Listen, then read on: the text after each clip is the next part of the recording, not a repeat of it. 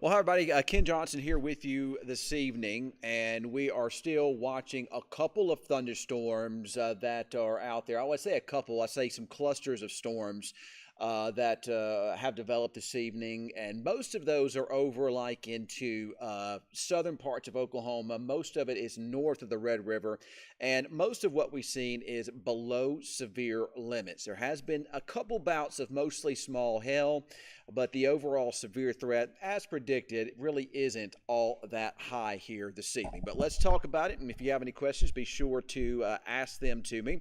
Let's take a look at what is going on the radar here. As I pull that up, you got to give me just a second so I can go into my settings here and pull that up there for you. And let's see what we got here. And what you're going to notice is those storms, which were earlier supercells, have actually kind of started lining out some now. We're still seeing some flashes of lightning and some thunder from about Velma down through Waurika. And this does extend southward down to and just barely south of the Red River here. Most of these thunderstorms that you see are, again, below severe limits, but there might still be some bouts of hail from time to time with some of these, and most of the hail has been smaller in general. We're seeing those storms, pretty heavy downpours over Waurika now, into the Ryan area. Most of these have now shifted east of Duncan. It looks like the threat for any thunderstorm activity is over with Lawton, Duncan, Burt Burnett, Wichita Falls area, Archer City. But it still does continue from about Henrietta over to Nocona, maybe even into Bowie and points eastward. And then later on this evening, we'll gradually see that threat increase over there along and east of I-35 and into the Metroplex and east of the Metroplex. I still believe the greater severe threat is probably east of I-35, where there's a better concentration of moisture over that way. If we look at these storms, again, most of these are not supercells. That they've tried to develop into supercells from time to time, but in general, they just haven't been successful at doing so. And if we look, I don't even see any rotation in any of these storms here this evening. So that is certainly some good news. We weren't expecting much in the way of rotation or rotating thunderstorms, at least over our way today. But we were anticipating a couple hail-producing storms, and that's basically what we have wound up seeing here. Of course, we don't have many people asking questions here this evening, which I suppose it's all right. We don't have a whole lot of viewers on, about 39, 45 people watching us here, but most of the storm activity has been just east of where our greater concentration of viewers and people that follow me on Facebook Live. So again, I do expect these thunderstorms that you're seeing here gradually to build to the east of us after 8 or 9 o'clock. They've been kind of slow to do so. Everything has really slowed up a lot today. But we'll probably wind up seeing these storms probably after 8 or 9 o'clock kind of build east of this line, and then later on tonight they'll kind of build over into here. A little bit better in the way of moisture, like I was saying, that kind of sits over into this area closer to I-35, and maybe even slightly better wind shear over there too. So I can't rule out a couple tornadoes, perhaps southeast Oklahoma or north central or northeastern parts of Texas. There appears to be what we call a little bit of a cap in the atmosphere, and that's kind of keeping these storms from developing into something more intense. So we're kind of lucking out as far as that goes. So we're not seeing anything too incredible here this evening. But with moisture continuing to advance over into southeastern Oklahoma, north central, northeastern Texas, it might give a window of opportunity for the storms to get a little bit stronger. I'm also watching a situation over across Mississippi here tonight, and that's where you're seeing some storm chasers over that way, where there might be some severe weather over here. Not really seeing any of that yet in these areas, but storms are trying to increase. But even over that way, yeah, just not a classic severe weather setup by any means, but there could be a couple of intense thunderstorms over in parts of Mississippi later on tonight, and then over into Alabama. Of course, Alabama usually sees some pretty bad storms. It just seems like Alabama is the place that gets it usually the worst more times than not. That's what's made James Spann famous, is for all the bad weather they've had over that way over the last 10 or so years, 10 to 20 years over that way. But at least for right now, we're watching these storms over into at least parts of Clay, Jefferson, Stevens, Montague County, Nocona. You could still see some storms. Can't rule some stuff out in Bowie and St. Joe. These storms will slowly shift east of Waurika over the next hour or so. Main threat with these storms is gusty winds, heavy downpours, and maybe a little bit in the way of some hailstones. All right, so now I'm going to take the time. Wow, we are down to 25 viewers. Man, I'm telling you, I absolutely hate Facebook these days. And we talked about this a lot during the winter weather events, how Facebook really, really messed up a very nice platform that they have because of restricting the algorithms and restricting notifications and whatnot. So, you know, it is a concern of mine as we head into severe weather season that we won't have as many people being able to get the information because of the lack of notifications and the lack of the algorithms pushing the data out these days. I'm using a platform that's called Streamlabs, and for whatever reason, Facebook doesn't like it that much, as it knows it can stream to multiple sources. So what it does is it tells the algorithms to not populate it as much. So you know, that's an issue too. That's just your Facebook for you. That's why I tried to start recommending people to go over to YouTube, because there are no restrictions. There are no issues on YouTube. And the algorithms don't care if you're streaming to 10 sources or at once time. They're still going to push your stuff out. Facebook's a little bit different. Of course, I guess it is a business decision. And of course, I'm not on their payroll, so I don't get to make those decisions. But overall, severe weather threats are not incredibly high here. I was going to take the time to answer a couple questions here this evening, but we don't appear to have that many people watching us. So I don't guess we're going to have a lot of people that are going to be asking us questions here this evening.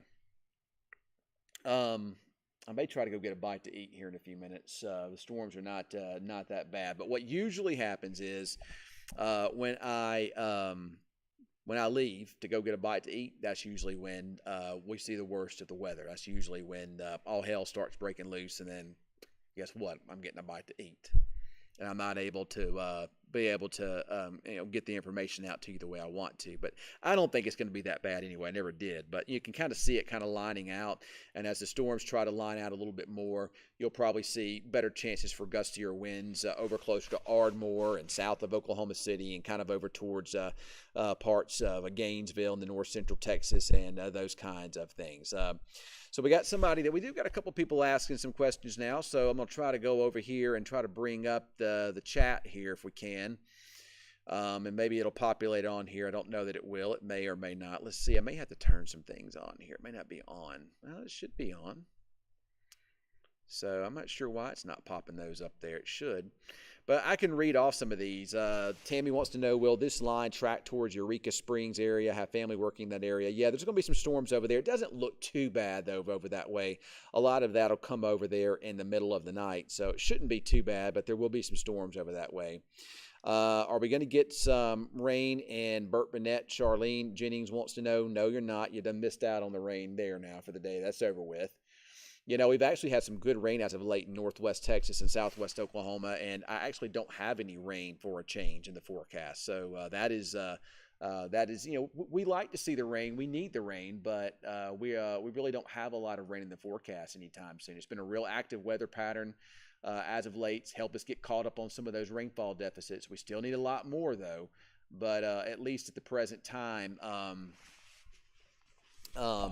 you know, we're actually doing okay. My little pond behind my house is actually filled back up with water again. So, you know, I need it to actually be dry so I can get it cleaned out. The time to do that was last summer, but, you know, just didn't have I wasn't able to do it last summer. So maybe this summer, if it dries out a little bit, I'll be able to. You know, these storms may be trying to increase a little bit in intensity some over there into parts of Stevens and Jefferson County. So I'm going to keep an eye on that. Make sure they don't get out of hand.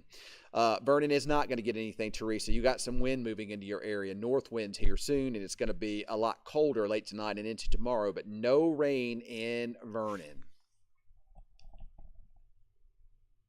Well, you know, people are saying on here we can use the rain, but we don't want to see the storms. We're not quite there. We're just kind of knocking on the door, tapping on it a little bit of our severe weather season. And our severe weather season, used to severe weather season would be usually, sometimes you'd get a little bit in March, but usually April, May, early June was our main time of the year for severe weather, but the bigger hail, tornadoes, that kind of thing. But these days, it's been more along the lines of mid to late March through April, early to mid-May, and then it's over with after that. So we're kind of tapping on the door again of that now. We're almost there. Next month is the month we really start to have to watch out for it. And, of course, we'll have to watch out for it more over into April and into early to mid-May. History shows us that mid to late April through the earliest parts of May are the absolute worst times of the year for severe weather and tornadoes over here. And then as you get later on into May and then up into June, a lot of times it shifts north of here up into Kansas and Oklahoma and up into Nebraska. So somebody wants to know if we'll see snow again, and I don't know that we're going to see anymore. It really hasn't been that brutal of a winter. We had a little snow, we've had a little ice, but overall, nothing too major. There will be some more cold weather. In fact, it's going to be colder tomorrow, a lot colder tomorrow, but no snow. And there's some indications that maybe around February the 25th, we could see a surge of some Arctic air in here. But as of right now, too soon to say for sure that if that'll even happen or if we'll have any moisture associated with that. And AJ wants to know where the hell is. I know, brother, I know you're looking for it. You got the roofing business and you want to find out where that hell is. And so far, the hell, AJ, that we're seeing here today isn't enough to damage roofs. But that's coming later on in the spring. And, you can always ask me, and I can kind of give you a heads up if you need it. So, and I hope business is going good for you. Amanda, I'm not ready for summer, but I am ready for spring. Summer is so hot. I'll take summer over winter any day, but this has really not been a bad winter. So, what we're seeing right now, days like today are my absolute favorite. My absolute favorite time of the year. So, pretty soon we'll start getting into the pollen season too. And there's still some flu and some respiratory and some COVID going around, so... My wife likes summer. She likes it so she can go get out in the pool and lounge around and get some sun. I tried to tell her today was actually a great day, not to get in the pool, but to, go out and get you a little sun on your skin. Of course, I don't ever recommend people and don't ever advocate. I'm not an advocate for people going out and getting a suntan, but let's just face it, people are going to do it. So if you do, just try not to get too burned. We're almost there. So, well, I'm trying to wait and see if anybody else has any other questions before I get off of this Facebook Live here this evening. We will check radar one more time before we go. Let's check the radar again to see what's going on with those storms, making sure that they're all right. Nothing that major going on, and they're really not. I am watching these storms. This is what we call a tail end Charlie. The tail end of sometimes these lines of thunderstorms are the ones you have to watch out for because they have the ability to suck in and take more advantage of the surrounding environment. They have a potential to rotate sometimes, and you can kind of see what looks like a little bit of a supercell kind of southeast of Ryan, and there's another storm developing on the north side of Henrietta. So it's the storms on the south end that you have to watch for. When you have our cluster of storms, a lot of times they wind up disrupting the organization of your updrafts in a thunderstorm. So what usually winds up happening with the line of thunderstorms, instead of the push and pull thing going on, a lot of times they wind up just producing winds that push out.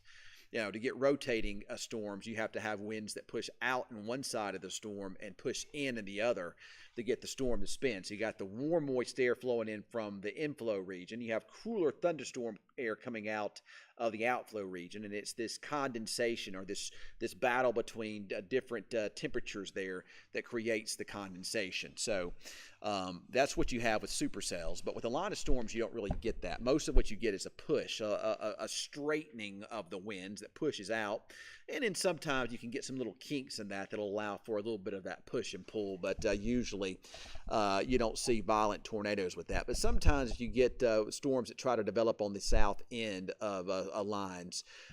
There's nothing, you don't see other storms disrupting the organization as much. So yeah, just put me a Facebook Live up there for me, please. I don't know that I'll use it right away, but we're trying to get a Facebook Live for the News Channel 6 side of things too.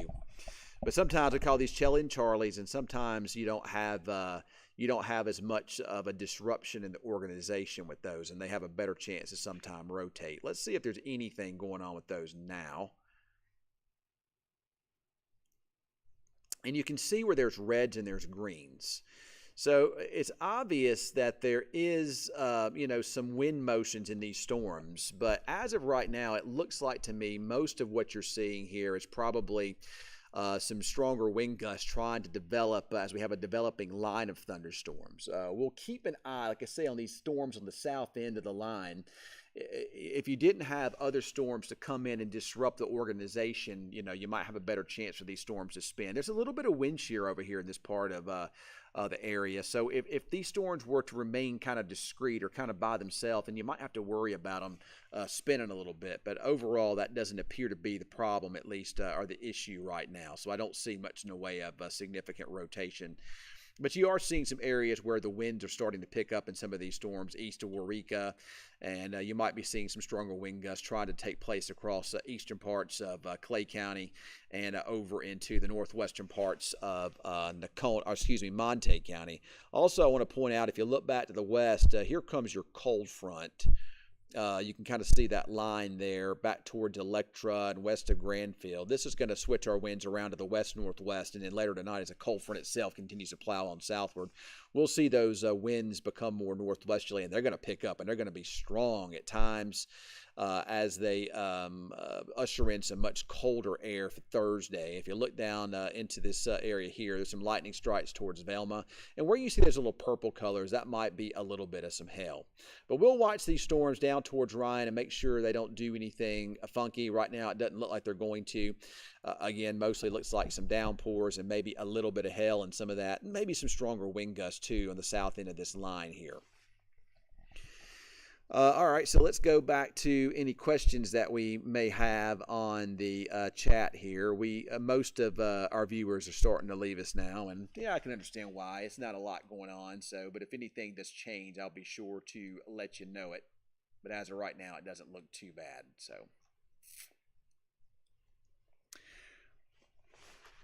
yeah, Lindsey Bond says definitely see the lightning. Yeah, there's lightning out there for sure.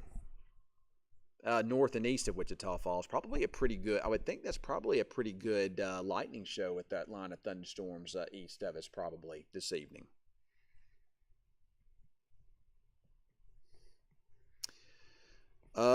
So we have a viewer here that wants to know about Boyd, Texas, and I believe that you are going to be in an area for some thunderstorms maybe later on this evening. Those storms may wind up being north and just east of you, but it's a close call. You could see some storms down in the Boyd. Main concern, again, some gusty winds and some heavy downpours, maybe a little bit of hail with some of those stronger thunderstorms. The overall severe threat doesn't look incredibly high at this point in time, to be honest about it. So